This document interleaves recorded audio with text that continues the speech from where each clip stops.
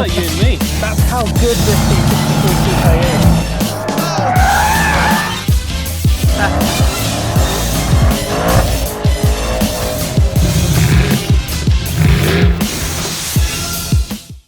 So guys, welcome back to Remove Before Race, and today is all about the first power up to the A-Class family, and it is the new AMG A35. And one of the really great little pleasures I find in life, especially as a petrol head, is living with a normal version of a car and driving with it and seeing what it feels like extensively, and then seeing the first real performance version come out and just enjoying every single little sensory experience of that performance version. It's almost like the car has reached a new level of power, like a super transformation.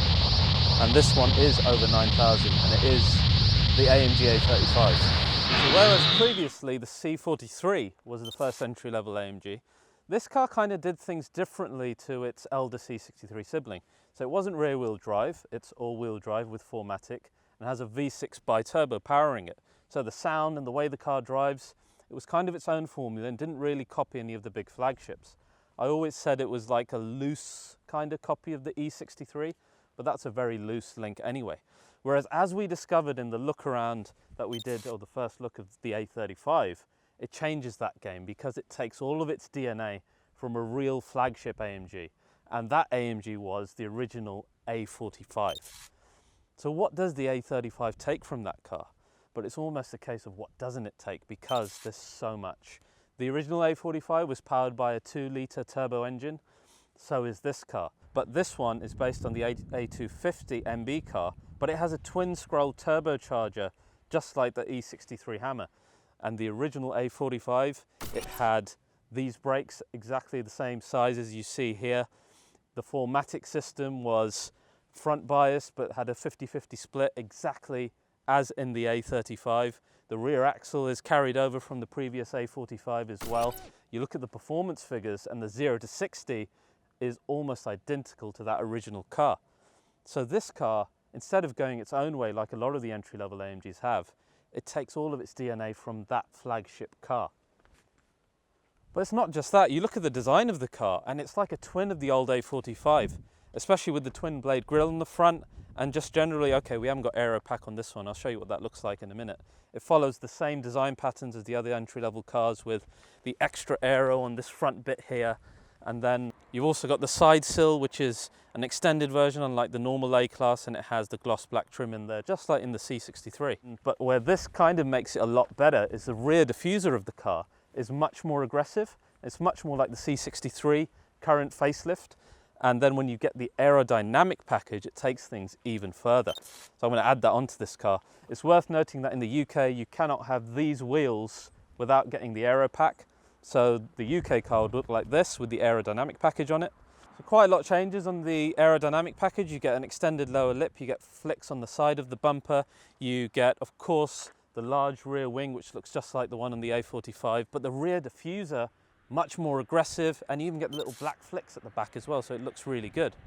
So even though you can't get this particular spec in the UK, I think you really shouldn't go without the aerodynamic package unless you want someone to think you're driving an A200. I think it's really, really necessary for this car. Of course, the other variant is the Edition 1, which looks like this. This is a pretty good looking car, but it's really down to taste. The other bit about the rear I really like are those round pipes. Now you kind of wonder, where has that come from? No AMG has had round pipes, and the only AMG A that Mercedes have had to draw inspiration from was the A45, right? Not right, because there was actually an obscure car from AMG history that I want to tell you about, and it was called the AMG A38. Now this is a really weird car, and I only got to see it because I went to what's called the Holy Halls of Mercedes recently when we were in Falterbach, and I came across this old Elk A-Class with Recaro seats, no rear seats, roll cage, AMG alloys, and these 2 twin round pipes at the back. And apparently only 4 of these were built. One was for Mika Hakkinen, who used it as a daily. There weren't any road tests on it, but it was a crazy thing. It was based on the A190, had a 125 horsepower engine in the front, but AMG decided to put an engine in the rear, under the boot as well, which is kind of like how engines are put in smarts these days. So it had 1 engine in the front, 1 engine in the rear, and 2 gearboxes. and it together produced 250 brake horsepower. And it had a 0 to 60 of about 5 something seconds, which back then was crazy. So it was an interesting little car. But I love how the round pipes have come from that, so it's not just come out of nowhere. And I heard that Gordon Wagner and his team often visit the halls just to get inspiration, and you can see that here. So as you look to the future, there's obviously going to be more versions. This is only a harbinger of more beasts. So we will first have the A35 sedan will come as well, which will look something like that. But then, just because the saloon has come, it doesn't mean the CLA doesn't exist, because the CLA will come, probably in the 35. But the sedan won't get the 45 version. Instead, that will go to the CLA. And I managed to see a prototype of this while I was in a Falterbach, and it looked like a mini GT4 door, and funnily enough, it was parked next to a GT4 door. So that could be a lot more interesting than the old 45 CLA was. But of course, there is the A45 that will come. We've rendered it many times. That appears to be a totally different car now. So where this has taken all the stuff from the old A45, that's meant to be a more sideways car. So I'm thinking 4MATIC Plus, over 400 brake horsepower, and more aggressive styling. Now let's head inside the car and I'll show you some of the unique bits of the A35. Right, so this interior look at the A35 is going to be more about why this is a performance variant of the A-Class. So if you want to see all the clever stuff of MBUX, head to the A-Class video. I've left a link in the description box below. Now, as soon as you get in this one, I want to warn UK fans, I don't think you can get these controls that we have on the steering wheel. So that will probably come in the A45. But for the purposes of this review and for the rest of Europe and the world, how awesome are these little switches on the steering wheel? We first saw them in the C43S, of course. Then, of course, you've got the shortcut buttons on the left where you bring even more from the center console onto the steering wheel, like the suspension and the gearbox. So it just makes it all easy to access while driving, rather than messing around with the dynamic select button, which is hard to see. This looks so incredible. As soon as you get into it, you get the Super Sport display in front of you, which you get in the AMG GT63S. You get it in the brand new facelift GT, GTR Pro. It's top level AMG stuff, and you get this in the first entry level AMG. How awesome is that? That you get such a connection to the flagship cars. Now, this car takes it right to the nth level in terms of AMG DNA inside. You've got the full dynamic steering wheel, the proper AMG steampunk style steering wheel, as I like to call it. You've got AMG track pace in here, so you can do all the lap times and all the famous tracks in the world. You've got 0 to 60 drag times you can have stored on here, then stored on your driver profile as well. And then when you look at the center console, it's got its own unique style compared to the normal A-Class as well. So you've got kind of this grab handle here and this whole aluminium section here. It's all very nicely done. It feels a lot more premium than the standard A. Of course, because the screens are digital, you get a choice of designs, which I'll show you now. The best one is the Super Sport, as I said, because it links to the big AMGs. You've still got Classic, Sport and Understated, but if you're an AMG nut, you will leave it in Super Sport. The other thing I want to show you, as this is replacing the A45, I want to show you exactly what this looks like in A45. So you can see what a massive step up this is and just how top of the line AMG this looks. I love it when a manufacturer doesn't pull their punches on these entry-level cars, because there is a temptation for them to say, oh, we'll save this for the best cars, but they haven't done that here. They've given us, those of us who want the entry-level car, all the toys out of the big cars, which is great. Another thing you don't get in the UK are these AMG Performance Seats, so you will get the standard comfortable ones like in the A-Class. Again, a lot of this is done to stop the car from reaching A45 prices, because in Europe you could easily spec this car to well over 70,000 euros. So it's for our market, we're trying to keep things, I think, a little bit more sensible price-wise. And here we've got a leather interior, and I'm so pleased to say we actually get leather in the UK A35 as well. So that's really going to up the game in the A for the UK. One thing you guys must remember is that this car is not going up against cars like the A45, even though it's taken so much from that car. This car goes up against stuff like the Golf R or the Audi S3. So when you compare again the interior to those cars, this is just on a completely another level. And in fact, we recently tested the M2 competition, and this car blows it away inside. Literally, it's like from a completely different generation of car, and it is.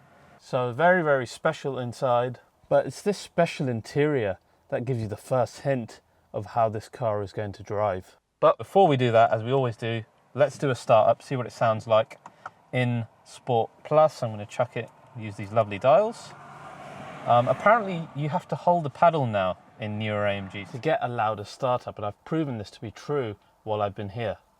But let's try that now.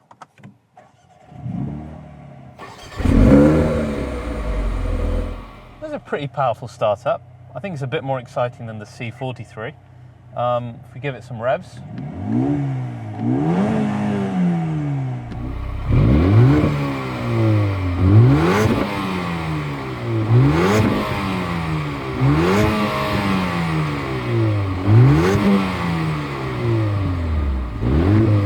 So very similar to C43, no pops and bangs, etc. A lot of intake noise. It's okay, but I really want to show you what it sounds like on the run, because that's when you start giggling like a little child when you hear this thing just pop and bang. Right, so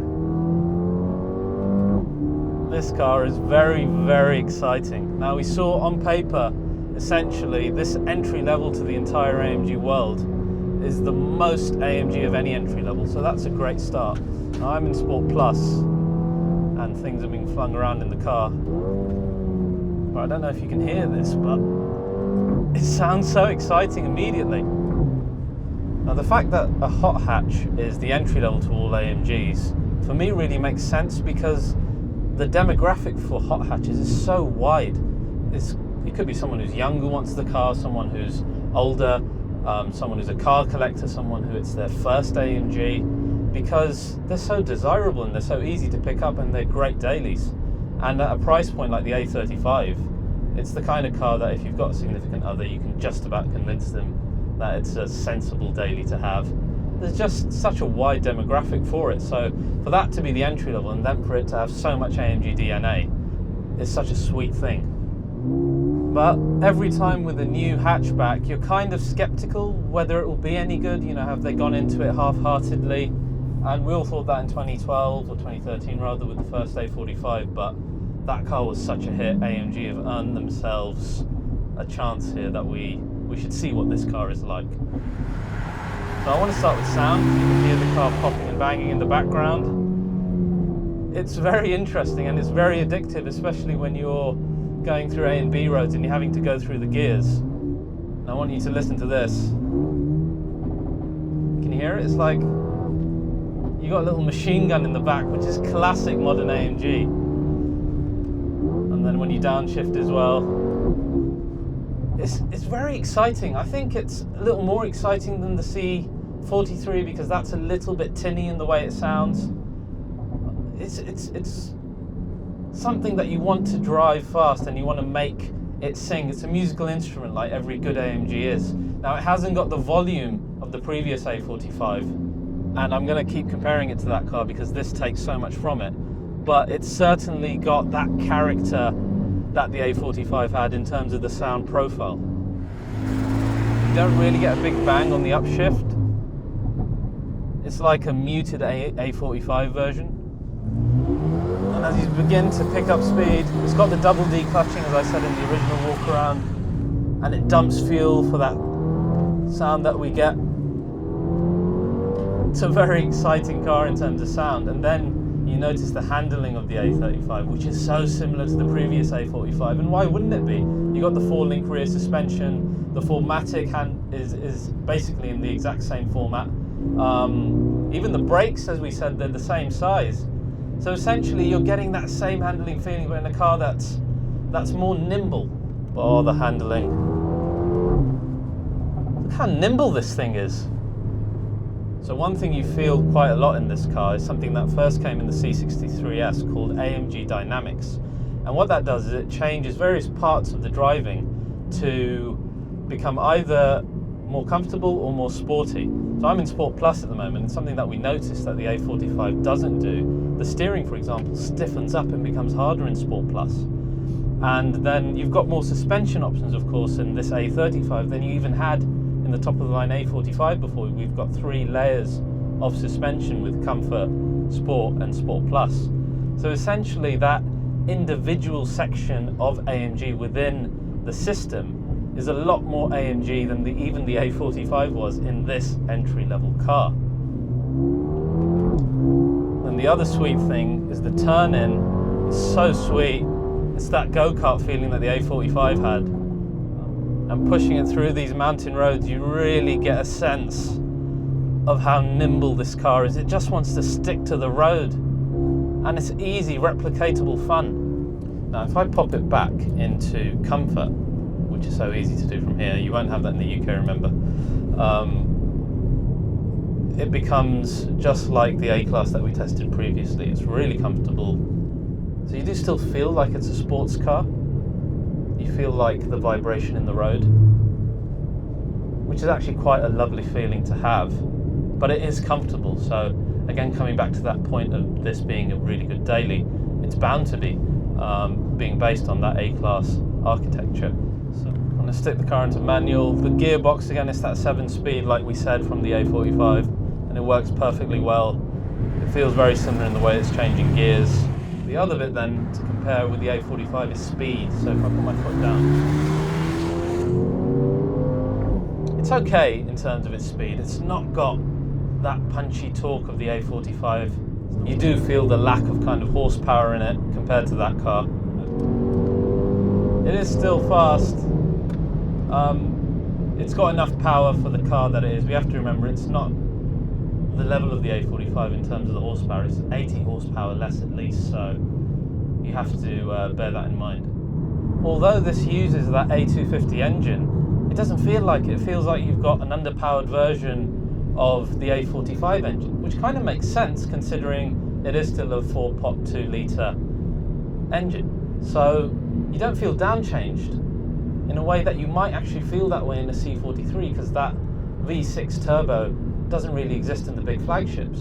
The real joy in driving this car comes out of the lower speed, so you get a lot of that 400 Newton meters of torque early on. The response of the engine is very quick early on as well, thanks to the twin-scroll turbocharger. And then you join that with the sweet handling, and you've got a car that's really fun on A and B roads, where this car will begin to look weak rather in front of other AMGs, is when you're trying to pick up speed in the higher speeds. That's where the old A45 will outshine this, but you're not comparing it to that car. You're comparing it to cars like the Golf R and the S3, and compared to those, this is such an exciting car to own and drive. I mean, you just listen to the exhaust pop and bang, you got that sweet handling, this amazing interior, and then of course it's the most luxurious in terms of technology. This is more tech focused than even the S-Class is at the moment. That's how good this car is. So basically this A35 has taken all of the best and fun bits out of the previous generation A45, minus a chunk of the power, and shoved it into this car with the MBUX, with all the high-tech ability of the new A, and this lovely plush interior. It's the entry level to the AMGs, and it's a really exciting one to own, and that's the key in an AMG. It needs to have sound, it needs to have driving enjoyment, it needs to look the part, which this absolutely does, especially if you get the aero pack. So it is a complete small AMG, and I think in that sense it's a little more exciting than the C43 or the E53 cars, because it's that much more AMG in flavour. So guys, thank you as always for watching. Hope you enjoyed this A35 review here in Mallorca. We've literally got moments left, so I'm going to enjoy the car as much as I can, but please do like and subscribe as you always do. So I'll see you again next time.